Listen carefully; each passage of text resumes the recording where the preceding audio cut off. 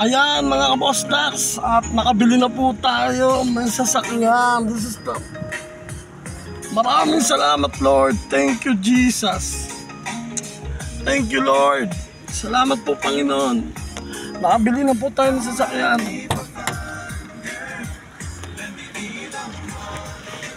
Yan po. Ito po ibigay ng ating Panginoon, no? This is it. God first.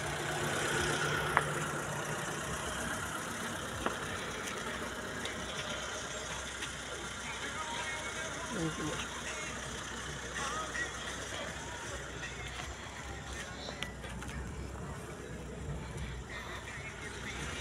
Thank you.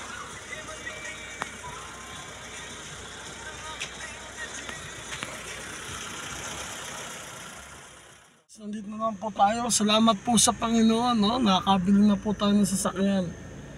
Yan po. Yan talaga naman. Thank you Lord sa kabutihan mo. Salamat sa mga pagpapala, Panginoong Yesus. Sabi mo nga sa iyong salita, kung siyang iyong uunahin, hindi kanya ihuhuli.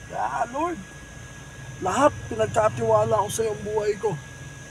At ikaw po ang aking inuuna. Kaya Lord, nagpapasalamat ako sa biyaya na iyong binigay.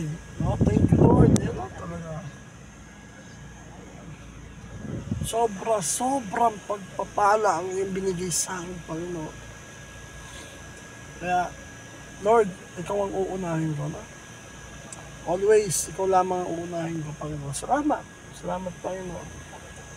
Thank you 2025, no? Sinabi ko lang nung bagong taon, no? Sa my day ko. Bagong taon. Kotse naman, 4 wheels naman. Lord, ang bilis mo ibigay. Napakabilis mo ibigay, Panginoon. Tunay nga po. Napakabuti mo. God bless you, oh Lord. Tunay ng Diyos ka. Kaya hindi kita iniwan, Panginoon. Hallelujah. Ayan mga ka-boss tax, car wash muna tayo, no? Car wash. No? Ang ating first car, no? Ayan po, car wash po siya. Tara, no? Salamat sa Panginoon. No? Nagkaroon po tayo ng sasakyan. No? Marami pong dahilan ng Diyos kung bakit hindi niya binibigay minsan ang ating pangangailangan. No?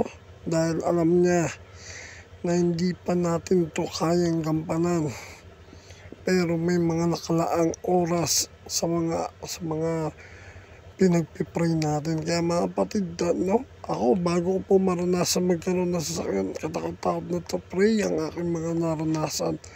No? Siyempre, nandun ay nangihina na dahil kala mo hindi na matutupad. Pero pinakakagat lang pala ni Lord kasi gusto niya na mas the best ang ibigay niya sa iyo. Kaya ako nagpapasalamat sa Panginoon ng sobra sa biyayang binigay niya